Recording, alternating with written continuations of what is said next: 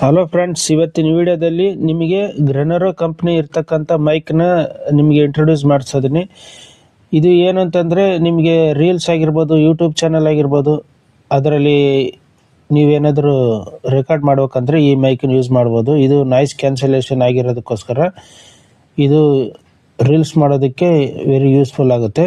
ನೋಡಿ, ಇದು ಅನ್ಬಾಕ್ಸಿಂಗ್ ಮಾಡ್ತಾ ಇದ್ದೀನಿ. ಇದು ಅನ್ಬಾಕ್ಸಲ್ಲಿ ಇದೆಲ್ಲ ಐಟಮ್ಸ್ ಬಂದಿದ್ದಾವೆ. ಇದು ಕೇಬಲ್ಸು, ಆಮೇಲೆ ಇನ್ನೊಂದು ಕನೆಕ್ಟರ್ ಇದೆ.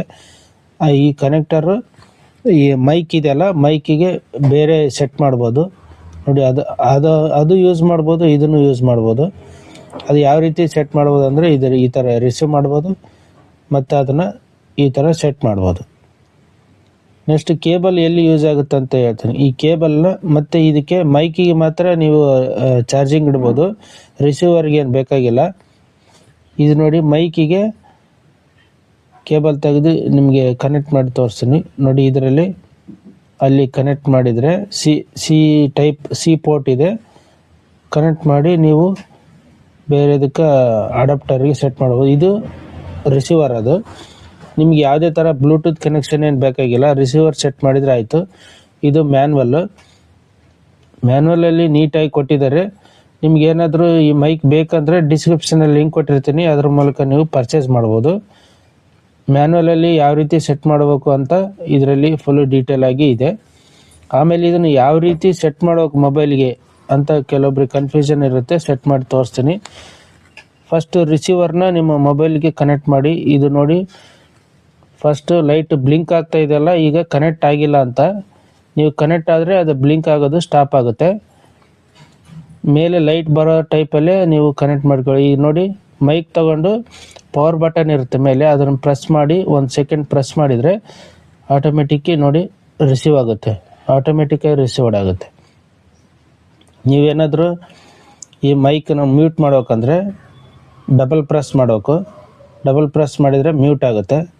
ಇದೇ ಟೈಪಲ್ಲಿ ನೀವು ನಾಯ್ಸ್ ಕ್ಯಾನ್ಸಲೇಷನ್ 3 ಟೈಪ್ ಬರುತ್ತೆ. ಅದು ಸಿಂಗಲ್ ಟ್ಯಾಪ್ ಮಾಡಿದರೆ, ಮತ್ತು ಸಿಂಗಲ್ ಟ್ಯಾಪ್ ಮಾಡ್ತಾ ಹೋದ್ರೇ ಅದು ನಾಯ್ಸ್ ಕ್ಯಾನ್ಸಲೇಷನ್ 3 ಸ್ಟೆಪ್ ಆಗುತ್ತೆ. ಅಂದರೆ ಟೂ ಸಾರಿ ಬ್ಲಿಂಕ್ ಆಗ್ತಾ ಇದ್ದರೆ 2 ಸಾರಿ ನಾಯ್ಸ್ ಕ್ಯಾನ್ಸಲೇಷನು, 3 ಸಾರಿ ಬ್ಲಿಂಕ್ ಆದರೆ 3 ಸೈಡಿ.